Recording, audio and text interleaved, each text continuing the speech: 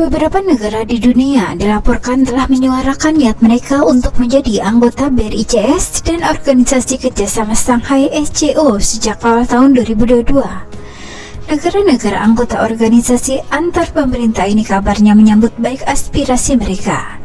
Jumlah negara yang mendaftar untuk bergabung dengan BRICS dan SCO telah melonjak menjadi 20 negara, ungkap Menteri Luar Negeri Rusia Sergei Lavrov dalam pertemuan dengan Kepala Kantor Regional Kementerian Luar Negeri Rusia.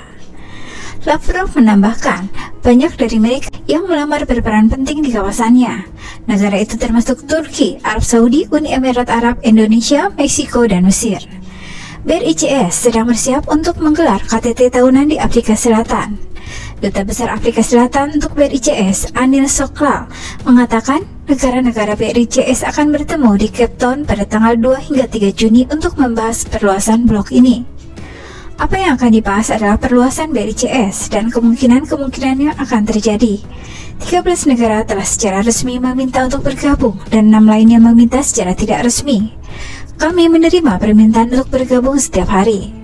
Produk domestik bruto atau PDB Cina lebih dari 2 kali lipat ukuran PDB keempat anggota BRICS lain secara kombinasi.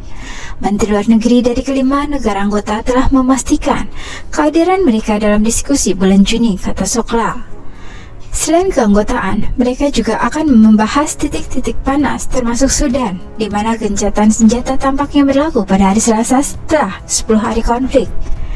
BRICS yang mewakili sekitar 1/5 ekonomi dunia telah muncul sebagai kekuatan dunia baru. Saat ini, kelima negara anggota BRICS berkontribusi terhadap perdagangan dunia sebesar 16% dan terhadap PDB global sekitar 24%. Menurut Sokla, Arab Saudi dan Iran termasuk dari negara-negara yang meminta secara resmi untuk bergabung. Awalnya, banyak yang meragukan prospek BRICS mengingat berbagai perbedaan. Secara politis, dua negara BRICS masih kerap dianggap dipimpin pemerintahan otoriter, 3 lainnya sebagai demokrasi yang kedua atau noisy. 2 merupakan anggota tetap Dewan Keamanan Perserikatan Bangsa-Bangsa atau DKPBB, 3 lainnya sangat berpengaruh di PBB. 2 negara yaitu Rusia dan Cina merupakan negara nuklir. India de facto negara nuklir, sementara Afrika Selatan dan Brasil telah meningkatkan program senjata nuklirnya, masing-masing pada tahun 1989 dan 1990. Cina dan India pernah berperang di tahun 1962 dan kontak senjata pada tahun 2020 hingga 2022 di wilayah Ladakh, Himalaya. Cina dan Uni Soviet, meski berbeda konteksnya, pernah terbelah di awal tahun 1960-an, bahkan pernah bentrok militer di Sungai Ussuri pada tahun 1969. Secara ekonomi, Brasil, Rusia, dan Afrika Selatan dikenal sebagai penyedia sumber daya alam, sementara India dan Cina merupakan produsen manufaktur. Selain itu, negara-negara BRICS juga mengadaptasi kebijakan liberalisasi ekonomi dan pasar bebas menurut cara mereka masing-masing. Sebagai forum kerjasama lintas benua di antara emerging market yang akronimnya diperkenalkan oleh Jim O'Neill, mantan CEO Goldman Sachs pada tahun 2001. BRICS memiliki potensi besar mengimbangi kelompok negara maju G7 yaitu Kanada, AS, Inggris, Prancis, Jerman, Italia, dan Jepang. Secara gabungan, sejak berfungsi di tahun 2009, BRICS mencakup 43% penduduk dunia, 17% perdagangan dunia, memiliki produk domestik bruto 24,44 triliun dolar AS di tahun 2021 atau melebihi AS dan 1/4 PDB dunia.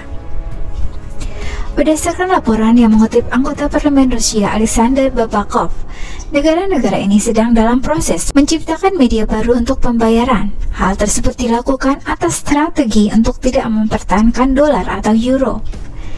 India Times menulis, mata uang baru itu akan diamankan dengan komoditas lain seperti emas dan logam tanah jarang. Perkembangan upaya menciptakan mata uang baru tersebut akan dipresentasikan pada KTT BRICS di Afrika Selatan pada Agustus ini.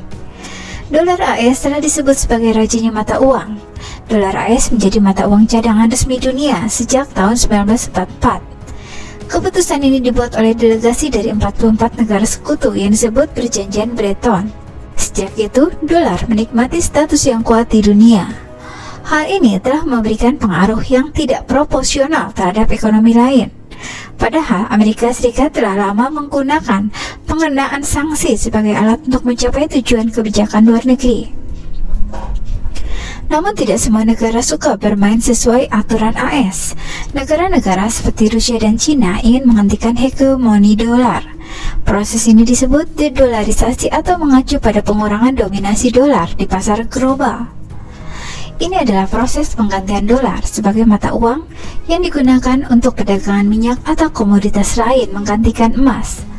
Hal ini mempertimbangkan banyaknya obligasi yang dimiliki Amerika Serikat sebagai alat transaksi perdagangan dengan negara-negara kreditur. Belum lagi, pada akhir Perang Dunia ke-1, AS menjadi negara pemilik mayoritas cadangan emas dunia.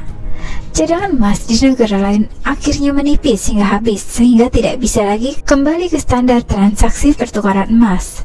Sejak saat itu, negara-negara mulai membeli surat berharga AS atau US Treasury yang dianggap produk keuangan aman untuk menyimpan uang mereka. Kekuatan dolar AS juga berpengaruh pada hubungan internasional negara tersebut. Sejak saat itu, negara-negara mulai membeli surat berharga AS yang dianggap produk keuangan aman untuk menyimpan uang mereka.